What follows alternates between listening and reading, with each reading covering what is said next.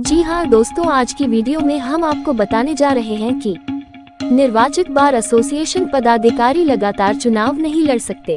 Madras high court द्वारा बार चुनावों में एकाधिकार समाप्त करने का दिया निर्देश। दरअसल दोस्तों, मद्रास हाई कोर्ट ने अपने एक फैसले में कहा कि निर्वाचित पदाधिकारियों को लगातार दूसरी बार चुनाव लड़ने की अनुमति नहीं दी जानी चाहिए। दोस्तों, बार एसोसिएशन के चुनावों में एकाधिकार को समाप्त करने के उद्देश्य से यह फैसला सुनाया गया। वीडियो शुरू करने से पहले दर्शकों से अनुरोध है कि अभी तक आपने इस चैनल को सब्सक्राइब नहीं किया तो सब्सक्राइब कर ले ताकि और भी नई और लेटेस्ट जानकारी प्राप्त हो सके।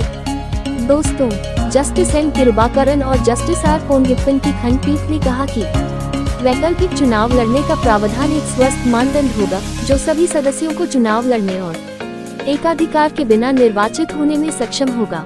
न्यायालय ने घोषणा की कि तमिलनाडु राज्य में सभी बार अधिवक्ता संघों का नियम होगा कि निर्वाचित पदाधिकारी अगले चुनाव लगातार नहीं लड़ सकते हैं और वे वैकल्पिक चुनाव लड़ सकते हैं। इसे दूसरे शब्दों में कहें तो वहाँ एक चुनाव होगा।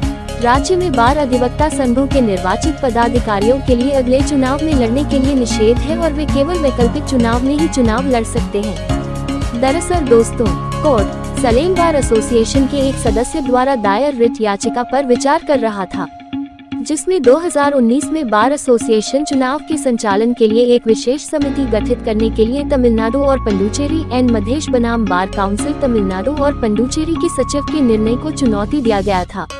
याचिकाकर्ता ने तर्क दिया कि बार काउंसिल के पास एसोसिएशन चुनावों के संबंध में निर्देश पारित करने की कोई शक्ति नहीं है।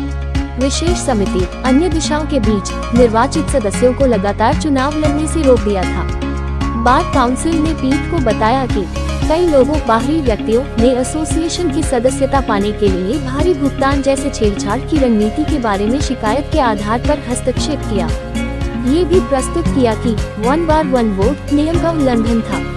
कोर्ट के पास बार एसोसिएशनों के पदाधिकारियों के लिए योग्यता निर्धारित करने की शक्ति है।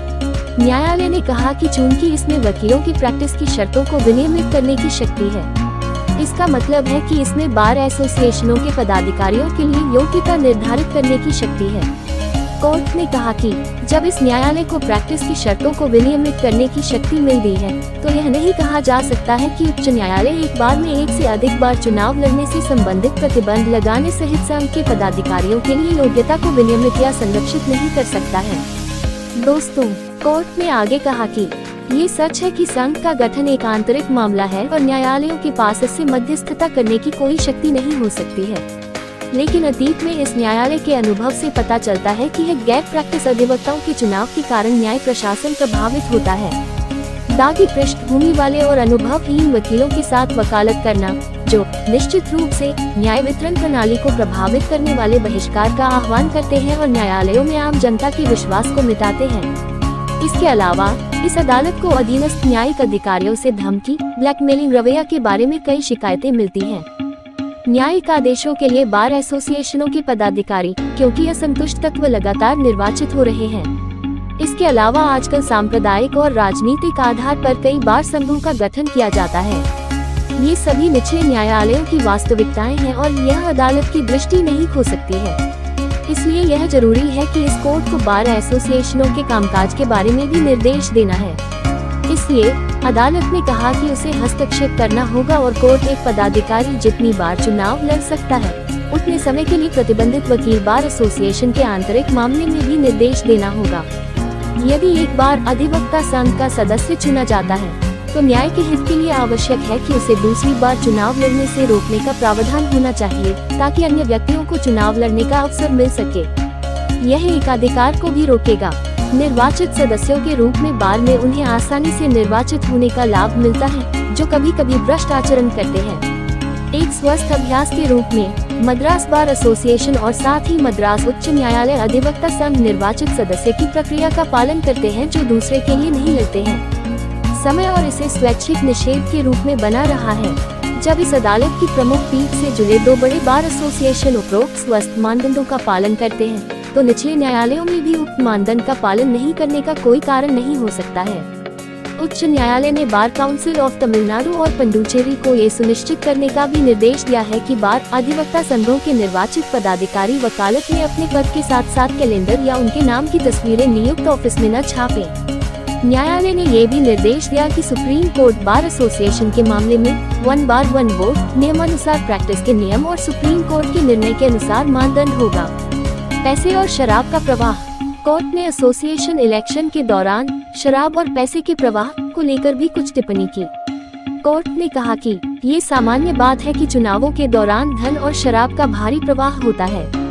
बेशर्मी से तथाकथित महान पेशे के कुछ सदस्य शराब और पैसे के लिए खुद को बेचते हैं। दागी पृष्ठभूमि वाले गैर अभ्यास अधिवक्ताओं के लिए संघ बार काउंसिल चुनाव का मार्ग प्रशस्त करते हैं। भले ही इस तरह की कुप्रथाओं को नियंत्रित करने के लिए न्यायालय द्वारा नियमित रूप से आदेश दिए जा रहे हों, कभी कभी न्यायालय के आदेशों को लागू नहीं किया जा सकता है। पिछले साल 2018 में हुए बार काउंसिल के चुनाव में नकदी के भारी प्रवाह को ध्यान में रखते हुए मतदाताओं के लिए महाधिवक्ता द्वारा तमिलनाडु और बार काउंसिल ऑफ तमिलनाडु की पदेन अध्यक्ष ने भ्रष्ट प्रथाओं को अपनाए जाने का विवरण दिया था। कोर्ट ने आगे कहा कि अधिवक्ताओं की संघों या बार काउंसिल के चुनाव आम चुनाव से लेकर विधायिका तक अलग अलग नहीं होते हैं। इसमें निर्वाचक सांप्रदायिक, धार्मिक, राजनीतिक कार्ड आदि को लुभाने के लिए कार्ड खेला जाता है, धन शक्ति का प्रदर्शन किया जाता है, शराब बांटे जाते हैं। इन भ्रष्ट प्रथाओं के चलते हमारे देश में चुनाव प्रक्रिया एक मजाक बन गया है। अफसोस की बात है कि हमारे बार के नेताओं को लोकतांत्रिक प्रक्रिया का पालन करते हुए बिना किसी दुर्भावना के सही तरीके से नहीं चुना जाता है। तथाकथित नोबल प्रोफेशन की वर्तमान सदस्य पैसों, शराब और फॉरेन टूर के लिए आसानी से अपना वोट बेच रहे हैं। ये भ्रष्ट प्रथाएं एसोसिएशन या बार काउंसिल के हर एक चुनावों में पाया जाता है। दोस्तों, जजमेंट का लिंक वीडियो के डिस्क्रिप्शन बॉक्स में दिया गया है। दोस्तों, अभी तक आपने इस चैनल को सब्सक्राइब नहीं किया तो सब्सक्राइब कर ले ताकि और भी नई लेटेस्ट जानकारी प्राप्त हो सके। दोस्तों, आप अपने अधिकारों के लिए लड़े और जागरूक बने, यही हमारा प्रयास है। सत्यमेव जयते। जय हिंद, जय भारत।